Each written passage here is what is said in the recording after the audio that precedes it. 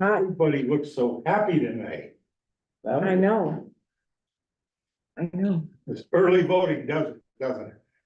Well, I'm gonna tell you, it's been busy. Oh, really? Oh, they had 225 people yesterday. Well, how many today? The line, I kept looking at the camera, the line was pretty consistent. And it- over 200. Wow. And at one point, I went down and I said to the staff, if at least a few of us can move our cars, because parking was becoming a problem out in front. So quite a few of us moved our cars to the lower lot. And that's probably where I would encourage people to park tomorrow, because it was just, Now, do you think it's new people or do you think it's the people that would have voted anyway? I don't know. I guess we won't know till. I don't know.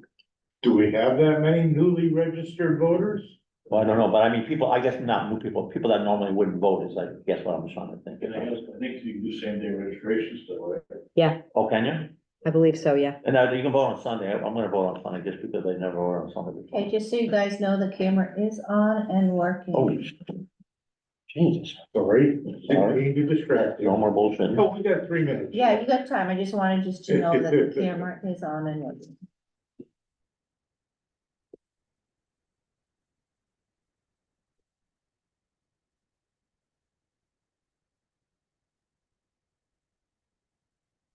God, it got so quiet. Yeah, because you're looking. Oh, Lord.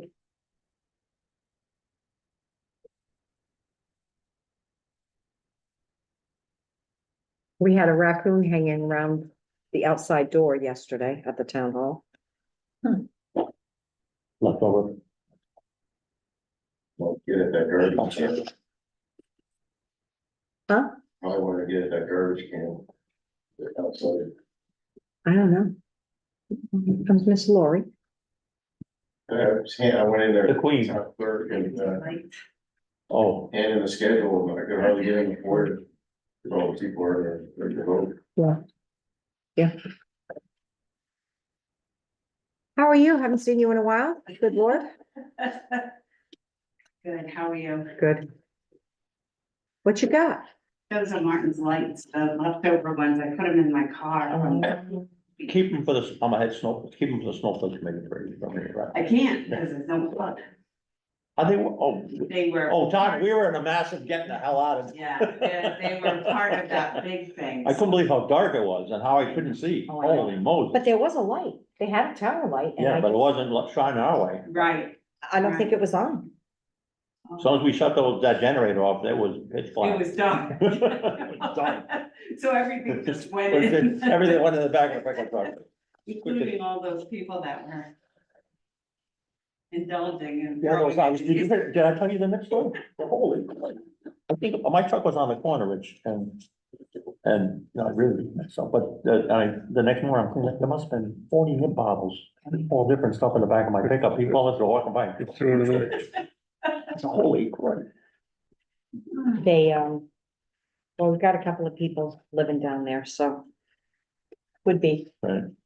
Well, I think it was more people that were walking their kids through and stuff like that, I guess. Yeah, I don't. Yeah. I just told, kinda- that's all I can assume. Okay, guys, we can go. Everything is on. Okay, I'm going to call this Town of Griswold regular meeting of the Board of Selectmen to order on Tuesday, October 22nd, 6 P.M. Roll call, Tina Falk for Selectman, Martin McKinney, Selectman, Rich Grabowski, Selectman. Lisa Wood, Executive Secretary. Number 2, Pledge of Allegiance. I pledge allegiance to the flag of the United States of America and to the republic for which it stands, one nation, under God, indivisible, with liberty and justice for all.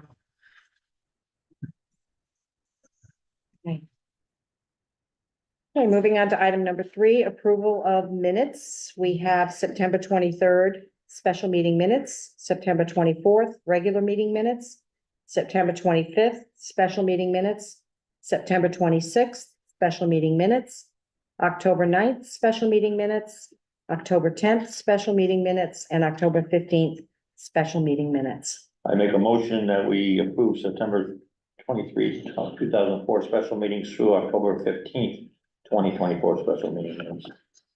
I'll second. Okay, we have a motion and a second. All in favor? Aye. Aye. Item number 4, correspondence. Letter from Elizabeth Osga regarding resignation from the Uncas Health District Board of Directors. There's no action necessary, Yeah. just a way to let you guys know that that's happening. Yes, informative. And then, Is there gonna be a posting to replace that or?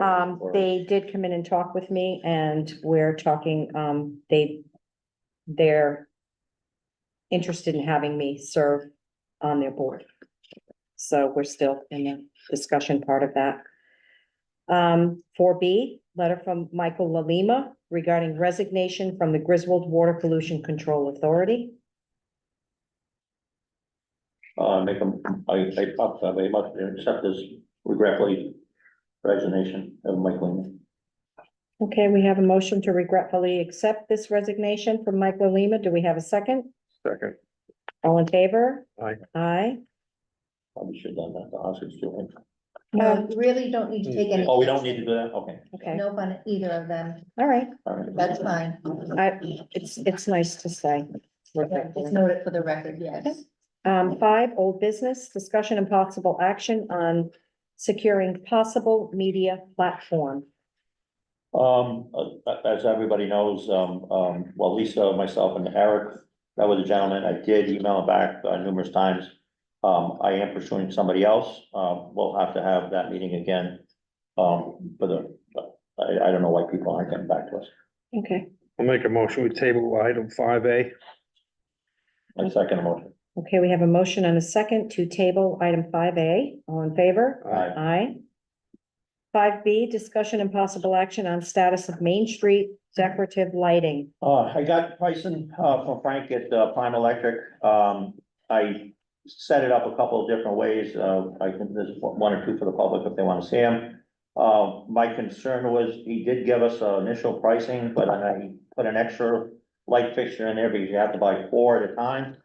So I felt, the minimum order was, not that I'm anticipating one to be knocked down again, but, the potential is certainly there. Yeah.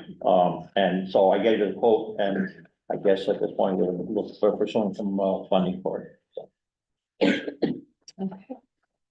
So I think, if we have a motion to table this until further, investigating or on funding.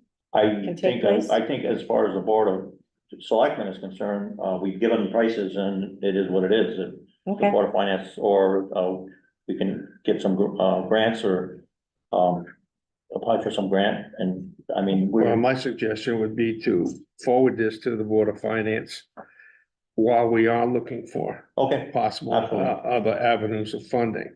I agree. See if they want to participate. I make a motion, we forward to the Board of Finance and Walco, our grant writer, Mara Satani, and to get some grants, see if we can get some grants, or see if we can get funding to do this project. I'll second it. okay, we have a motion and a second to pursue this, further.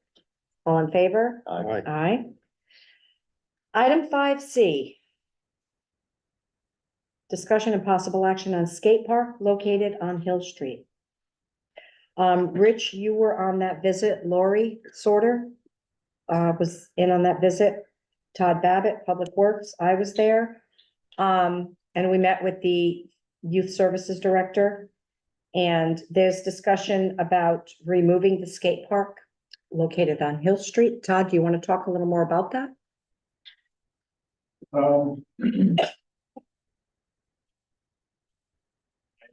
Indicated that there's very few skateboarders that use it, it's more scooters now, which it wasn't constructed for.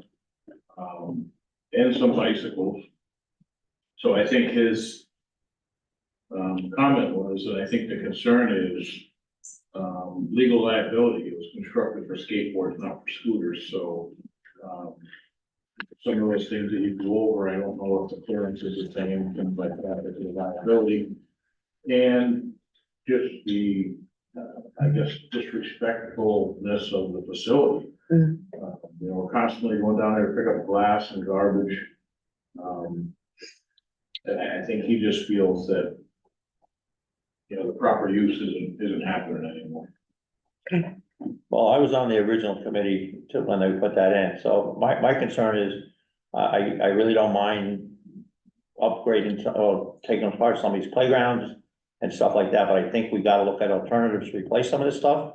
Because I'm certainly not advocating for removing all our playgrounds, all our skateboard parks and all that stuff, because maintenance is too much. And so I really believe in my heart that we should, you know, have an alternative, something, rather than just getting rid of all this stuff because of insurance reasons. That's my concern. He proposed replacement of a playground there at some point in time. And I think he was gonna reach out to Mario for some grant funding, and Valentine just put in a nice playground, got some grant money. Now, that's on the other side, though. That's not, No, that's he was gonna No, put it up take there. that up on top of there? Yeah. So it's visible by the street. In other words, take the one that's down out of there. Okay, That won't be an immediate thing. okay. In the meantime, it might be used for overflow parking, we don't know. We also walked around to the lower playground, because all of the playgrounds are currently in very, very poor condition. And aside from the liability, it's just, they're just not suitable. They're not, they're kind of disgraceful, as a matter of fact. I agree, but I think we as a town, you gotta either, fund our rec department to do some maintenance on some of this stuff. Okay, because we build it, we let it fall apart, Mhm. and then we're advocating ripping it apart.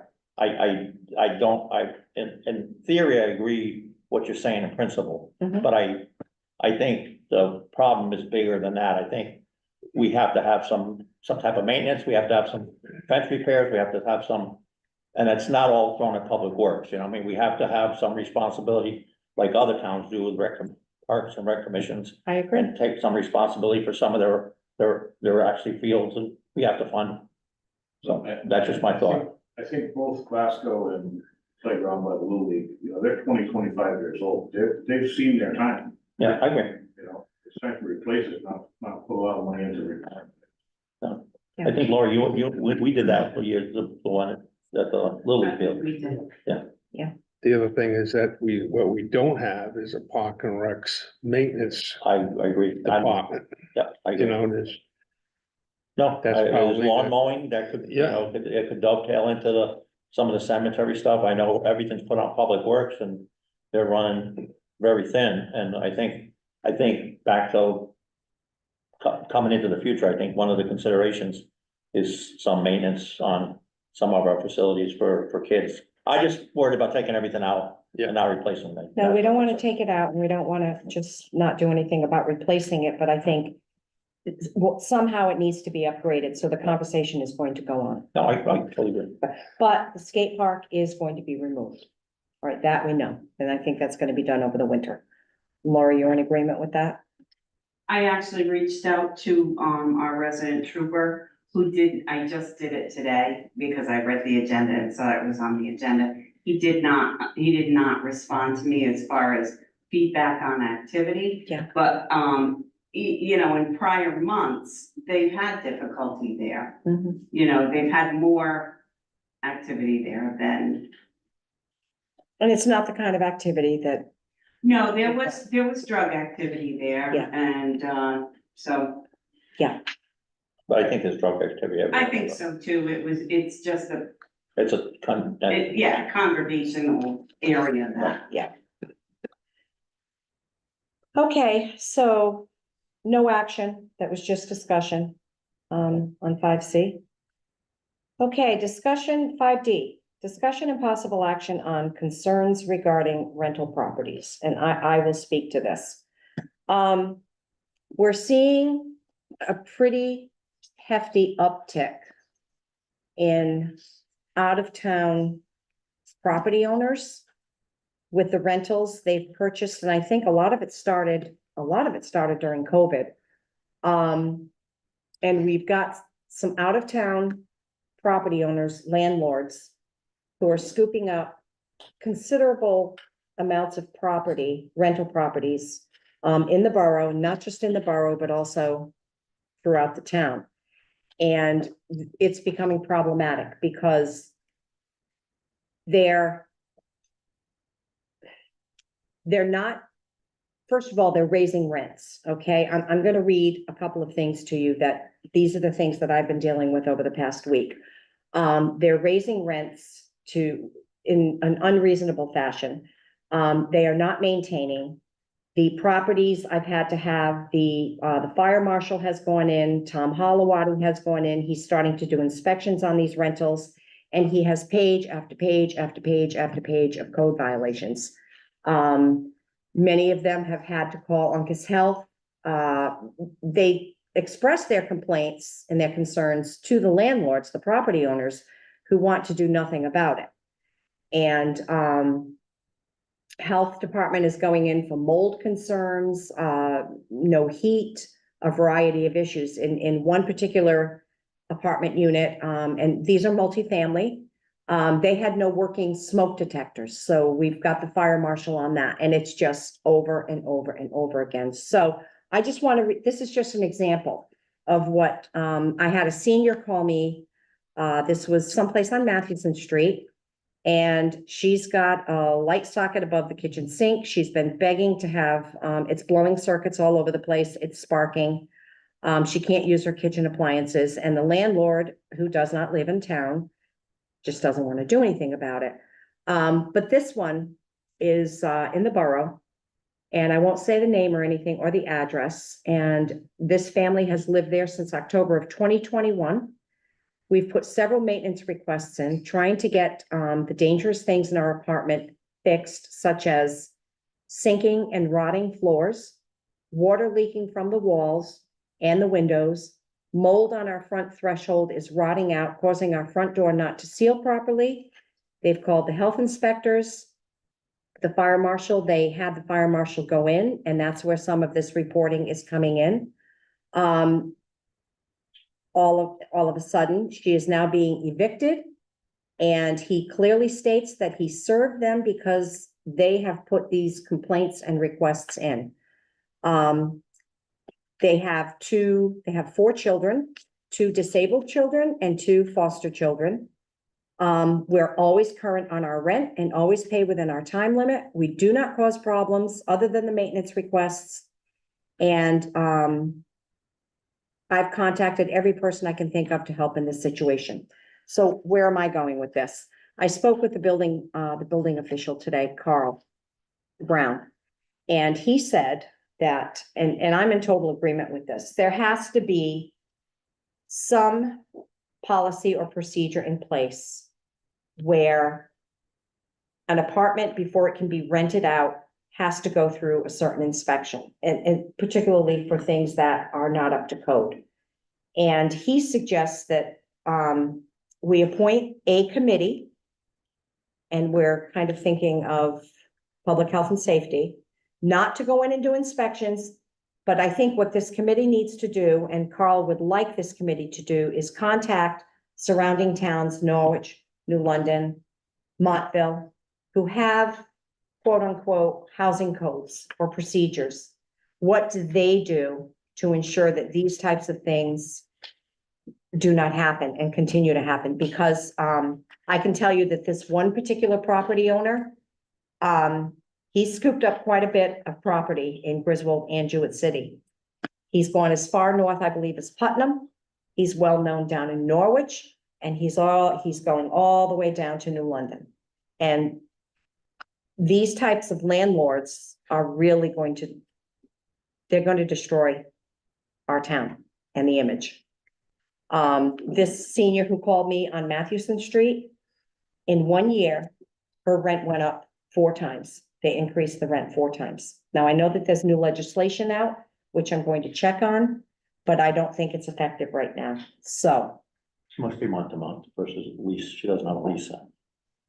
Right, Well, I would assume. when you take a senior citizen and you increase their rent 4 times in a year, that's kind of disheartening. No, I'm saying she doesn't have a lease. She's a month to month. She may be a month to month, yeah. So, Well, would the ordinance committee be a better mechanism for this versus public health and safety? Because ultimately, it sounds like you want to do some rules or some type of some type of stuff. Now, the building official and the fire marshal, don't they have the right to write orders against these houses if they meet, house code violations? And maybe, because health does a house code violation, Carl will do the building, and fire marshal certainly has a right to handle no fire, smoke detectors and all that type of stuff. Are we exercising our municipal authority to the fullest extent at this point, or are we just pointing it out and putting it in a file folder and? Well, I think that, yes, What's- I'm sorry, go ahead, Richard. I mean, what can we do to them if they don't do what the fire marshal or the building? I think it's code violations, but Yeah, but I mean, could you, would Well, we get then- into removing the people from the property at our expense? Yes. If, and I've done many of them. The relocation act. If either of those officials go in and condemn the unit, they have to be relocated. Okay? It is up to the landlord to relocate them. If he does not, and he refuses, then it falls on the town. And what it is, and it's up to $5,000 now per unit, where they're immediately put, and this is what I've done in the past, you put them up at Comfort Inn, and then you meet with them on a regular basis. Are the properties going to be repaired? Will they be able to safely go back in? And if not, they can go find another apartment, and that $5,000 cap can be used for their security deposit, their first month, last month, their moving expenses, or they can decide to stay at Comfort Inn up to $5,000. But it's still on the town for $5,000, and then the town places a lien on the property, which always hasn't been successful in retrieving or getting it back. And Todd, I think I'm right on that, right? It's, Yeah, we got one back, but the problem with the lien is a lot of these groups are partners or LLCs, and they just sell from one partner to another, so it never technically sells. Yeah. So the lien just stays there and it never gets satisfied. Yeah. So going back to a committee, I wouldn't say the ordinance committee yet, but I would say that if public health and safety could research what policies other towns have, then there should be a discussion about it, and then maybe try to put an ordinance in place. I think the ordinance should follow the research. The key to that would be enforcement. Who's gonna enforce it? Well, that's something that we have to toss Because around. most of those think other about. towns have police departments and, we don't. Say, So, well, you can take Norwich runs into quite a bit, so it would be interesting to find out how, like a Norwich or Moose Up or something like that kind of handle it. Because I think, not that we're in the same position, but we're in the kind of same, Carl strongly suggested that we contact Norwich. He said they do have something in place. right, so that's what that would be the first, that was the first place I would go. Them and Plainfield to find out Mhm. how both of them are handled, our surrounding neighbors handle it. Yep, or even New London. I have some experience with that, if you allow me to speak. Yes, Lori, please. Thank you.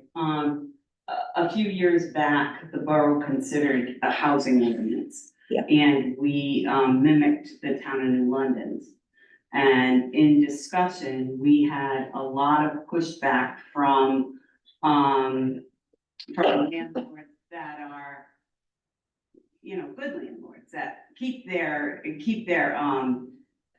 properties, well maintained and respond to concerns and things. So we got a lot of pushback and we kind of let it die. But the premise was that it was upon the property being empty. Once the property is empty, before they can rent it out again, Mhm. it needs to be inspected, and that cost would fall onto, at least this was the discussion that we had, based on New London. The cost would fall onto the landlord, Mhm. who, the landlord said we would have to throw that on to the tenant. And, it is what it is. If you wanna have, an apartment that's up to code, you're gonna do what you're gonna do. Mhm. Those were the issues that we ran into. most of all, the pushback from landlords in town that were responsible, saying that we were forcing them to, you know, incur more costs. But with that being said, I know of properties that you're speaking of, and, yeah, it's getting really bad, and It's getting bad. And I also know of the, property owner, and I have had to send several letters out to that particular property owner, if it's the one in Rhode Island that you're speaking about, just about parking issues and, activity in their apartments, so. And with state police involvement. Absolutely, yeah, the Yeah. troopers have asked. Yeah, they've asked for help. Right, so, Rich, when you say about enforcement and troopers, I mean, we have some, you know, for the borough. I don't know if, you know, that. Well, could become I part didn't of mean to their- specify the troopers. I think in general, when we would Right. create this thing, with the means to enforce it has always been an issue. Well, Yeah. Right. the fire marshal, they will go in yearly, and they're doing this now. And they have to go in, anything over 2 units, they go in and they do yearly inspections and they file reports. But what I've seen with Tom Holowati, with the recent inspections, I mean, he has page after page after page after page. So it's increasing. So if he were to go in an apartment, that would be the enforcement. Right? And then there would have to be corrective action. But then the town pays 5,000 per family to, Well, we're trying to avoid that.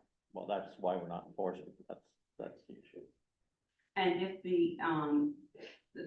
excuse me, but if the, landlord refuses to do anything, then what's the recourse? Well, then I think that's where an ordinance would come in. Well, they could condemn it. Couldn't the fire marshal or a building inspector condemn the It building? depends on the violations, absolutely. I mean, I don't know. Certainly And could. then it comes down to. Or the health department, if Well, there's a if mold it's issue. condemned, then he Yeah. can't re-rent it Right. to anybody. So here's what I would propose. That we ask a committee, well, that we have a committee, do the research.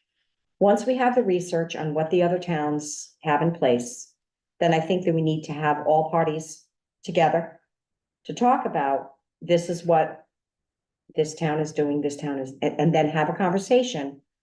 How do we move forward with this? In creating an ordinance and then enforcing. And I'm sure that, you know, the fire marshal, the deputy fire marshal, and the health department would have some input as to how do you enforce it? So I think I'd like to start by, Motion to send it to the committee, or do you want? I to think that we or just should- ask? I think that we should ask public health and safety. If they'd be interested in taking on the task of researching. Housing policies, codes in surrounding towns. I make a motion, we ask public health and safety to kind of review our proposal and see, have them come back if they're interested in doing it. I'll second it. Okay, we have a motion and a second. All in favor? Aye. Aye, thank you. All right, moving on. New business, 6A, discussion and possible action on 8 tax refunds for a total of $1,384.90 as presented by Leona Sharkey, tax collector.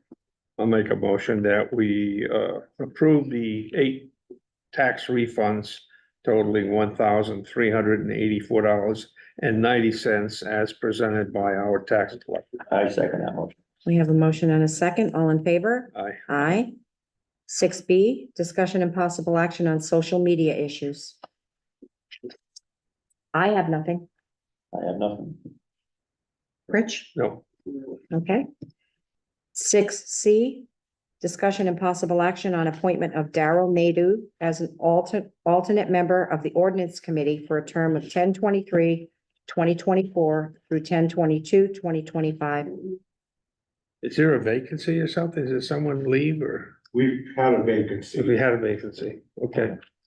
I'll make a motion that we appoint Carol Nadu as an alternate member of the ordinance committee for the term of 10/23/24 through 10/22/25. I second that motion. Okay, we have a motion and a second. All in favor? Aye. Aye. Item 6D, discussion and possible action on relocation of World War II Memorial.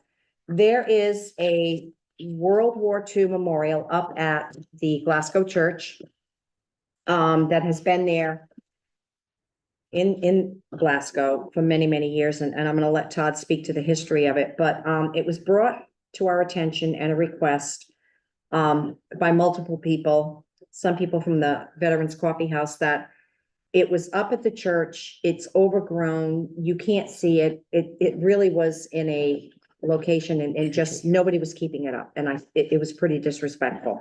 So the proposal was to move the World War II memorial, and it does list, I think there are 101 names on it, something like that. To have that relocated down to Veterans Park. So, there was a group, and I think, Frank May, Lou D'Amico, Jim Kruger, plus some of the Veterans Coffee House members, they got together and they talked about how that they would like to have this relocated before the Veterans Day ceremony down at Veterans Park. So we put, Public Works on it. I did talk to St. Mary's Church. I talked to Father Ted. We had a conversation. And he fully agreed that yes, that memorial should be moved to a place where it can be seen and, admired and respected. So Public Works has started the work, good Lord, on the removal. And it's quite a project, but if you want to talk about it, Todd, first of all, talk about the history of it. So the memorial was erected by the Glasgow Finishing Company. And it's a roll call of all their members that served in World War II. So every employee that works there, that served, their name is on that plaque. It was originally located to the right of the dam in Glasgow, where there's a gate now to access that area of the head of the dam. It was originally erected and put there. It was moved from there to River Street to Helen Gruskowski's front lawn, where she had the post office for years. Mhm. And when the post office closed, they got permission to move it to the church. So it's been moved 3 times, or twice, this will be the 3rd time. We started to work on it today, we thought it was gonna be an easy thing, just, you know, a stone with a bronze plaque cast in concrete. It's got 4 feet of fieldstone on the bottom of it, they poured concrete into the fieldstone and then poured a base around this stone, so we jackhammered for 4 or 5 hours today to try to break some of that stone off the bottom so we could get something that's manageable and level to get it on a trailer or a truck to get it out of there and get it to the park. So I'm hoping tomorrow we can finish that, get it somewhat flat so we can transport it. And, within the next week, get it in place and ready to go for the Veterans Center. Do we have a location, Veterans Park? Or, I met there, I think it was Monday, with Frank May and Jim Kruger. I had a map, and they had the map as well from some of the Veterans Coffee House members that went down there. And there's a lot of discussion exactly where to place it, and, you know, what's there now. Things are overgrown. We're gonna pull out 4, what I call 4 arborvitaes that are hiding the stones that are there now. Clean things up around there and set this new stone where they kind of all agree it should go. It's gonna kind of be 25 feet off the flagpole facing the gazebo. And I think their plan is to do a rededication on Veterans Day for this. This is the only real, I think, memorial in Veterans Park, and they have Veterans Day ceremony there every year, where they have Memorial Day at Fanning Park. So this will give them something there, as a start. Yeah. So hopefully by the end of next week, we'll be complete installed and, Any questions? Not at all. Okay, so that's just an update. thank you, Todd. Thank you, Todd. Yes. Thanks for all the hard work on that. Okay, number 7, any other business that may properly come before the board? Anything? I don't have anything. No, I do not either. Number 8, public forum. Dave, View 59 Wade Avenue. A couple meetings ago, you folks were talking about, businesses coming into town and not knowing what was going on. Tax assessor not knowing what was happening, and who knows if planning and zoning did. Mhm. And you had mentioned then you were gonna forward it to the ordinance committee to look at it. At our last meeting, we hadn't heard anything. So, that's gonna be put on hold for reasons that I cannot state okay. for at least another couple of weeks. There are some things that are going on right now. And we have to resolve that before we can move on to how do we resolve the issue of figuring out who's coming into town and the businesses. So it's not a dead item. It's just that, there are some other circumstances that have to be dealt with first. So Thank you. that will be helpful in moving forward. All right. I'm sorry. No, Okay. I'm glad you brought it up, though. Any other public forum? Lori Sorter. Yeah, Lori Sorter, Ashland Street, 67 Ashland Street.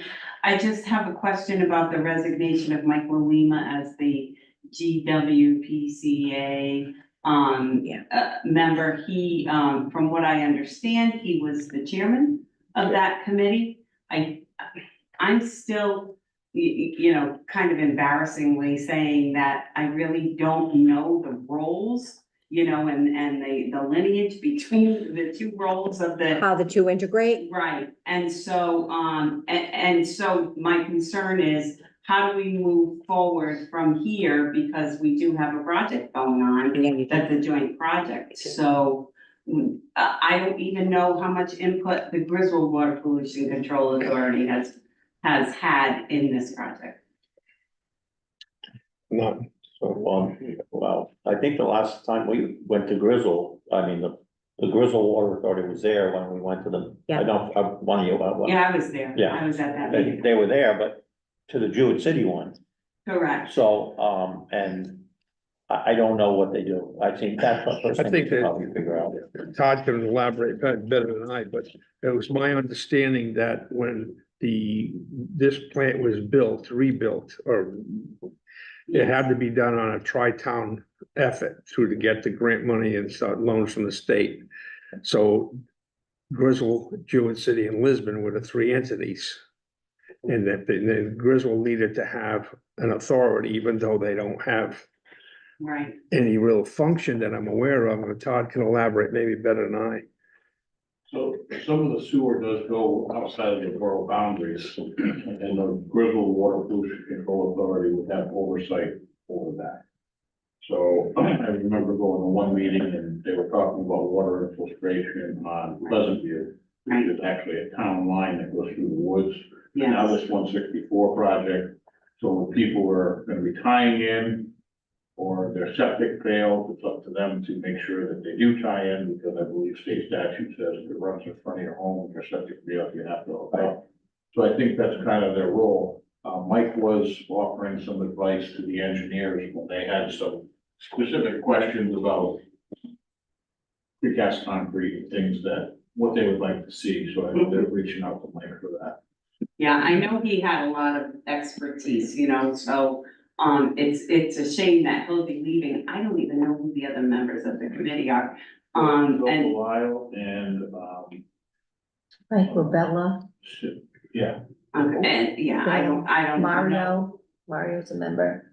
Mario, Understanding. oh, Mhm. Mara, Christina. Yeah, so I guess then I'll end my comment by just saying, I'd like to see maybe some kind of joint, you know, getting together and just kind of having a discussion to see, you know, just to kind of define roles and where we go from here, and, you know, I don't know, I know that there's a municipal agreement that was signed, I remember seeing it, but, I couldn't tell you, basically what it And was. we have some responsibilities of maintenance and some of these new pump stations we're putting in, so we really need to pull those agreements and look at them and figure out how Lisbon, Griswold, and Jewett City dovetail together with all those three authorities. Because Right. when we do put pump stations, Griswold's gonna be required to do some maintenance on some of these stations, you know what I mean? So. Yeah, and Is that the gotta be Griswold defined. authority to do it? So we need to see I think we need to see some of that paperwork to see how it all into. Agreed. My understanding, and I'm very well may be wrong, is that Lisbon was merely a buy-in, that they bought, I believe so. an amount of tie-in, and they don't have any, any interest in it at this point, other than. No, what and I don't bought. think they have the ability. Right, I don't Quite think so frankly, either. no. But again, I just think that we need to we gotta do some clarifying as we're Okay. working together with that But project. do you think the borough would have some paperwork on that, or do you think that? I know that we have the municipal agreement, and I believe that you guys have the municipal agreement. So we need too. to pull it and look We at it. need to pull that out and look. I agree. Yeah. Okay. All right, and then maybe you need to have a sit down Absolutely. with everybody to say, Absolutely. what does this look like going forward?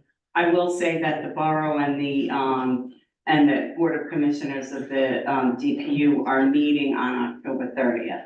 Okay, And so from there, we can give more feedback. okay. Okay. Any other public forum? Wayne? Yeah, so, since you talk about the rental park property. Excuse me, Wayne. Oh, yeah. One trail. Thank you. So the rental properties, it's all right to go off tonight, so I'm broke, but anyway. So, you sure you wanna go to public health or you wanna go to ordinance? Doesn't matter, half of us are on either one of them, but, I mean, we can both work together on it to do the, investigation or get the information. We can do that. If this is turning into a multi-town thing, has this been discussed at the CCOG at all? No, the only thing, when I went to a CCOG meeting, they really are not gonna have any hand in this at all. I mean, I was approached, in fact, by, Patrick McCormick, the health department, because he was concerned about what he was dealing with in Norwich. So he came in and he had a meeting with us, because we're connecting all of these dots. So I think it's really just each municipality. It has to be handled from within. I don't think that I wouldn't intend to involve CCOG in this, no. We just wanna know what the other towns are doing, basically, so we can, institute. So, and as far as ordinance committee versus public health, I mean, which is the better option? I mean, I would say ordinance. yeah, but I don't want the ordinance formed until we get the information. So, talk about it among yourselves, but I mean, public health and safety, it's coming under safety, so I kind of think that that would be the right direction to go. Okay? Any other public forum? About a 60 Cook Hill Road. Housing ordinance also, when Tim Sharkey was warden of the borough, we looked at New London's. And we had a lot of issues, when we were having colder winters back then. We were relocating people for lack of heat, frozen pipes. And a lot of the research we did during the process was there was inadequate heating in these areas. The pipes were freezing. Again, we're relocating it on a town dime. And basically, New London's plan at that time, charged a fee for inspection when the Right. apartment was empty.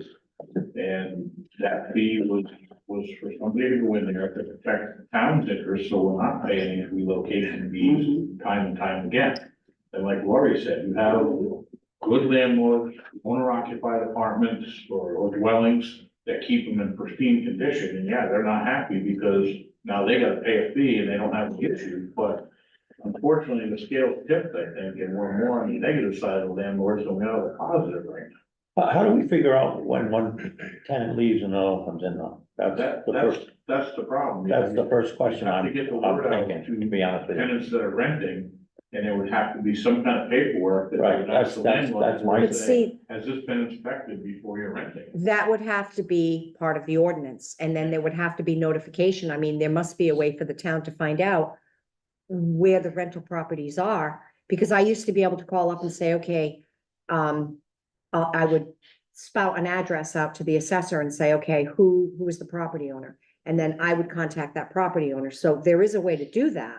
It's gonna take some work. It's gonna take some legwork, but, I'm a little concerned with winter coming, with the calls that are coming in. I think you're gonna see multiple issues and, I mean, I think, you know, it's gonna be something that you gotta phase it in over time, because not everybody's gonna know. we had, If we put some notices in tax bills, you know. that- yeah, I mean, or something, there has to be a way. something to notify the landlords, and by this date, it's gonna be effective or something. Yeah. If you approve something. Yeah. I remember the year I got the phone call from Fred and it was like late on a Sunday. Anthony Street condos, the sprinkler system went. There were multiple families and their dogs and their kids and the people. We all met at the town hall and every single one of those people had to be located somewhere that night. So that's what we did. I got them into various places, went to various hotels. Fire department had to stay there until the sprinkler system was fixed. It was repaired. They went in the next day, lo and behold, the next night, it blew again. So all of those people had to be relocated again. And the only thing I'll say about the state statute is the landlord does have the option of relocating them to another empty apartment he may have. Yep. That is in the statute, so they In 18 years, I've had it happen once. do have that option. Yeah. Where they have to have the lien Yeah. placed on the property. So. Any other public forum? Okay. Move on to number 9, motion to adjourn. We have a motion and a second to adjourn at 6:43. All in favor? Aye. Aye. Meeting is adjourned. Thank you.